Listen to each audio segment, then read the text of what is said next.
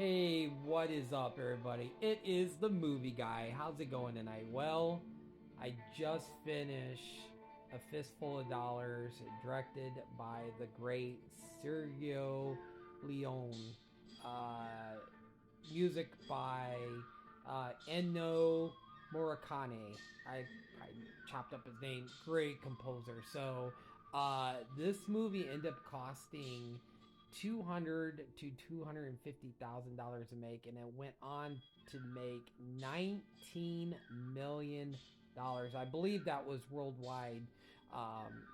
So anyway, this was released uh, in Italy in 1964, and it was released in America in 1967. This is a considered a re-envision of the 1961 Akira Kurosawa film Yojimbo, which is a movie where a Ronin comes into a town, and there is two different crime lords that are trying to get him on each other's side. There was also a remake with, well, you could say kind of a revision of A Fistful of Dollars with Bruce Willis called Last Man Standing.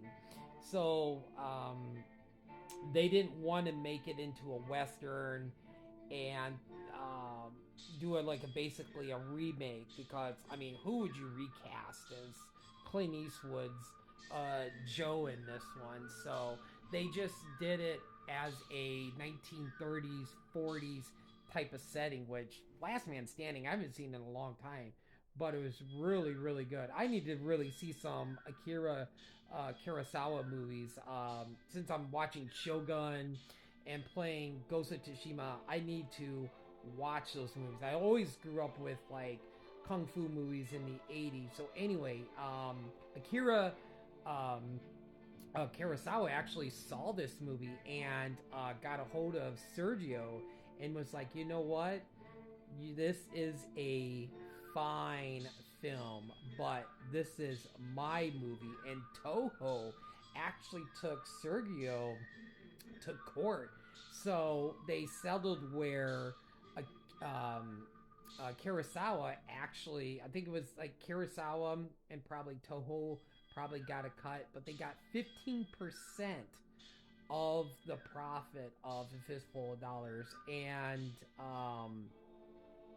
he actually got more money from the settlement than from making his film Yojimbo. So I don't know if Clint Eastwood did in this one, or if he did in, maybe he did in all three of them, or just in Good, Bad, and Ugly, or for a few dollars more. But I remember in the special features when Clint Eastwood is talking, he said he would take his hat and his basically, I don't know what it's called, but his like jacket type, his like vest cloth thing back to the hotel with him, because that was it. If they would have lost that, that would have been the end of it. So this was a German, Spanish, and Italian co-production. So Sergio didn't speak English, so there was a I think it was the stunt person that was on there, who did do some, was the interpreter between Clint and Sergio.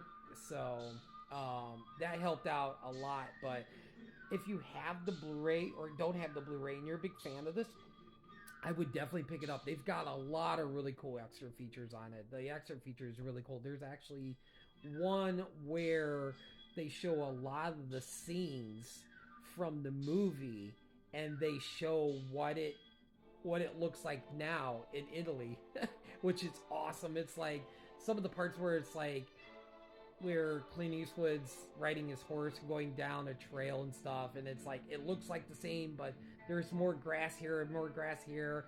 Or like in the beginning of the movie where he is walking driving, when he's riding his horse, and the one Mexican male person has the sign on his back that says "Adios, amigos."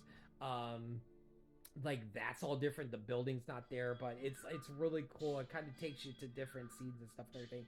Anyway, I don't know if I said this at the beginning of the video because I've been talking, but it has a 91% fan score and a 98%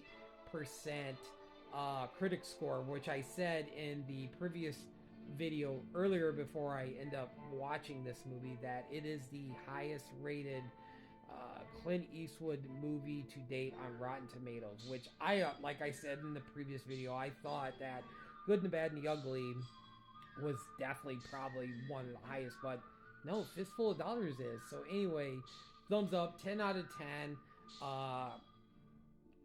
Just tell you, when I do a review for Talk About Good, Bad, the Ugly, and for a few dollar mores, all three of these movies are getting a 10 out of 10. Like, The Man with No Name, the Spaghetti Western trilogy, fantastic trilogy. I mean, it's right up there with the original Star Wars. It's up there with Lord of the Rings. You can make a case it's up there with the first three Die Hard movies. I mean, obviously it's up there before before Endgame came out, when we had Avengers, Ultron, and then Infinity War. It's up there with that trilogy at that time too. So yeah, fantastic movie. Thumbs up. I'm tired. I'm going to bed. So thanks for watching. Give me a thumbs up. Give me a follow. This is the Movie Guy, and you have a great night.